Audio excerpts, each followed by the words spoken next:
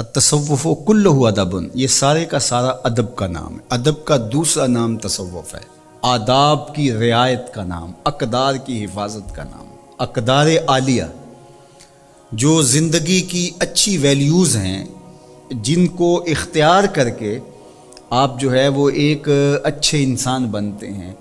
تو فرمایا کہ تصوف کلہ ادب، ان سارے اخلاق عالیہ کے حامل شخص کا نام ہی صوفی ہے۔ اس میں شکر ہے، اس میں صبر ہے، اس میں حوصلہ ہے، اس میں رازداری ہے، اس میں رواداری ہے، اس میں لوگوں کے تلخ رویوں کو برداشت کرنا ہے۔ یہ ساری چیزیں مل کر کے ایک شکل بنتی ہے، اور وہ جو خوبصورت شکل میں متشکل ہو کر کے ایک سامنے وجود آتا ہے، اس وجود کو صوفی کہتے ہیں، اور یہی حجازی فقر ہے۔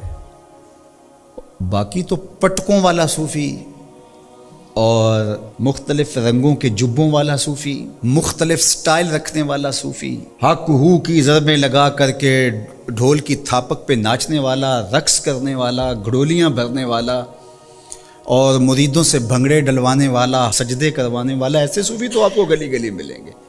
ڈھونڈ وہ فقر کی جس کی اصل ہو حجازی، اقبال نے کہا ڈھونڈ وہ فقر کہ جس کی اصل ہو حجازی۔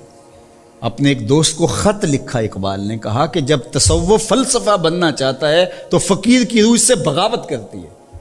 میں اس تصوف کا حامی ہوں جو ہر کی ہو، ہوتا ہے کوہ و دشت میں پیدا کبھی کبھی۔ اقبال کہتا ہے یہ نہیں ہے کہ یہ دھرتی بھانج ہوگی، کبھی ایسا آتا ہی نہیں، لیکن آتا کبھی کبھی ہے۔ اللہ اکبر، عمر ہا در کعبہ و بت خانہ می نالت حیات، تاز بزم غیب یک دانائے رازائد برو۔ زندگی رو رو کے ترلے لیتی ہے اور زندگیاں بیت جاتی ہیں، پھر جا کے کہیں کوئی دانائے راز آتا ہے۔ ایسے لوگ روز روز تو نہیں آتے۔ تو وہ ڈھول ڈمکے والے، وہ مختلف ناموں والے جن کے نام بھی انسانوں والے نہیں ہیں، اس کو لوگ صوفی مان رہے ہیں۔ مجھے بتائیے، سر پیٹنے کو جی نہیں چاہتا؟ ان کے نام دیکھیے، پھر ان کے رویے، ان کے قریب جا کے دیکھیے۔ 20 سال 25 سال سے نہائے نہیں ہیں، بدبو آ رہی ہے بدن سے، صوفی ہوتا ہے۔ اور صوفی کے تو رویوں سے بھی خوشبو آتی ہے۔ صوفی تو جس گلی سے گزر جائے اس گلی سے بھی خوشبو آتی ہے، اس لیے کہ صوفی عکس جمال محمد عربی ہوتا ہے، حضور کا دیوانہ ہوتا ہے، حضور کا غلام ہوتا ہے۔ تم نے کس کو صوفی سمجھا ہوا ہے؟ خود کرامتیں گھڑتے ہیں، خود مشہور کرتے ہیں، اور لوگ مان لیتے ہیں، اور بے شرم ہو گئے ہیں، اللہ معاف فرمائے۔ اور یہ لازمی نہیں ہے کہ وہ جٹے ہوئے بال اور جو ہے وہ بدبودار متعفن لوگ وہی ایسے ہیں۔ اس حلیہ روپ کے اندر بھی یہ سارے کاروبار ہو رہے ہیں۔ 14 صدیوں کے اندر صوفیہ کتنی کرامت، جتنی آج ایک ایک پیر کی جو ہے وہ لو لیے بیٹھے ہیں۔ کیا تماشا بنا ہوا ہے۔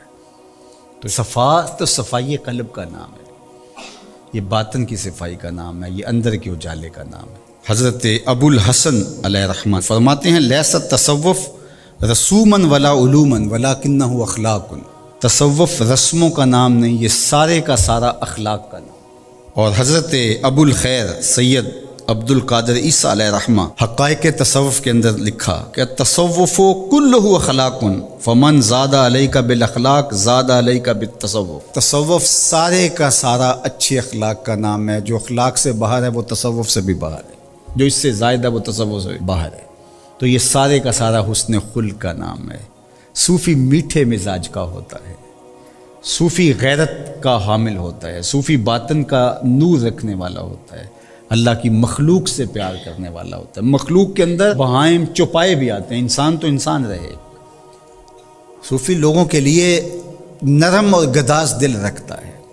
صوفی نے ہاتھ میں ڈنڈا نہیں پکڑا ہوا کہ وہ لوگوں کو جہنم میں پھینک رہا ہو، وہ جہنم کے کنارے کھڑا ہے اور لوگوں کو جنت کی طرف ڈال رہا ہے۔ کنتم علی شفا حفرۃ من النار، اللہ فرمایا تم جہنم کے گڑھے پر پہنچ چکے ہو، تو میرے محبوب کا شکر ادا کرو کہ اس نے تمہیں پکڑ کے جنت کی راہوں پہ ڈال دیا۔ اور آقا کریم نے فرمایا میری مثال ایسے ہے جس طرح کسی نے آگ جلائی ہو اور پتنگیں چھلانگیں لگا رہے ہوں اور وہ پکڑ پکڑ کے پیچھے کر رہا ہو۔ چھلانگیں لگانے والوں کو، جو آگ میں چھلانگیں لگانے والے ہیں، اس کو پکڑ پکڑ کے پیچھے کرنے والے کی مثال میری ہے۔ یہ صوفی حضور سے مستنیر ہوتا ہے، اور وہ اللہ کی مخلوق کے لیے نرم دل ہوتا ہے۔ جب صلح حدیبیہ کا معاہدہ ہو گیا تھا تو یہ 10 سال کے لیے جنگ بندی کا معاہدہ تھا کچھ شرائط پہ، تو اس کے بعد پھر مسلمان بھی کفار کی جانب سے جو آئے روز کی لڑائیاں تھیں ان سے فارغ ہوئے اور مختلف بادشاہوں کو خطوط لکھنے لگے اور وفود بھیجنے لگے۔ ادھر عرب بھی کھلم کھلا تجارت کرنے لگے۔ تو کیسر روم ہرقل یہاں آیا ہوا تھا۔ یہ شام علاقہ تھا اس وقت سلطنت روم کا، جسے رومن امپائر کہتے ہیں، اس کا حصہ تھا اس وقت شام۔ تو وہ یہاں دورے پہ آیا ہوا تھا، تو حضرت داہیہ کلبی کو خط دے کر کے اسلام کی دعوت کے ساتھ حضور علیہ السلام نے بھیجا تھا۔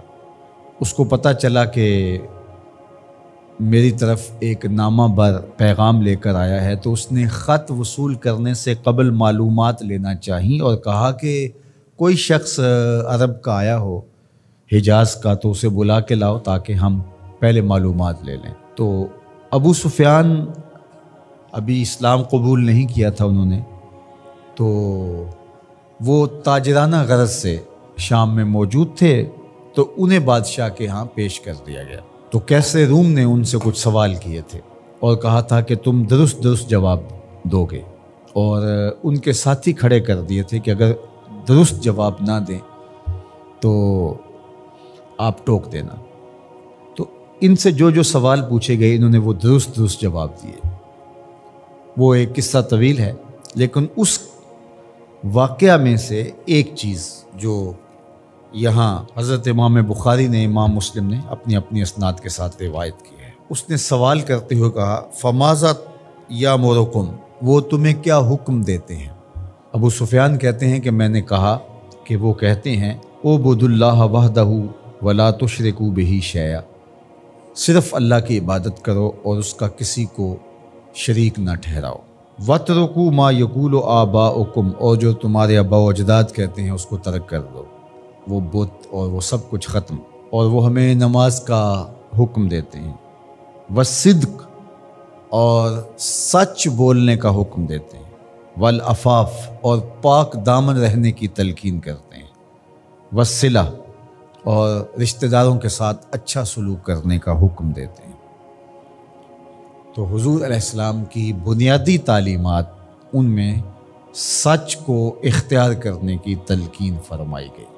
پھر وہ اس نے جب سنا تو اس نے کہا یہ علامتیں جو آپ نے بتائی ہیں اور جس طرح کی تعلیم یہ دے رہے ہیں، یہ سچے نبی کی ہی علامت ہو سکتی ہے۔ تو ہمارے دین نے ہمیں سچ بولنے کی تلقین کی، سچائی کے ساتھ کاروبار کرنے کی تلقین کی، ایک دوسرے کے ساتھ معاملات میں، رویوں میں، طرز زندگی میں، انداز معاشرت میں ہمیں سچ کو اختیار کرنے کی تلقین کی، اور گواہی دیتے ہوئے، حلف اٹھاتے ہوئے، کسی معاملے کے اندر بات کرتے ہوئے، حتیٰ کہ مزاح میں کلام کرتے ہوئے بھی ہمیں جھوٹ بولنے سے روکا گیا، منع کیا گیا، اور ہمیں شدت سے اس بات کی تاکید فرمائی گئی کہ تمہاری زندگی سچائی کے ساتھ جڑی ہونی چاہیے، اس لیے کہ یہ طمانینت قلب کا ذریعہ ہے، سکون باطن کا سبب ہے، اور اندر کے عدم اضطراب کا ذریعہ ہے۔ اور اگر جھوٹ بولو گے تو جھوٹ تمہاری طبیعت کے اندر بے قراری، بے چینی، اضطراب اور اضطرار پیدا کرے گا، اور تم کبھی بھی سکون آور زندگی نہیں پا سکو گے۔ تو جھوٹ کی زندگی ہمیشہ بے چینی کی زندگی ہوتی ہے، سچ کی زندگی جو ہے وہ ہمیشہ قرار اور تسکین کی زندگی ہوتی ہے۔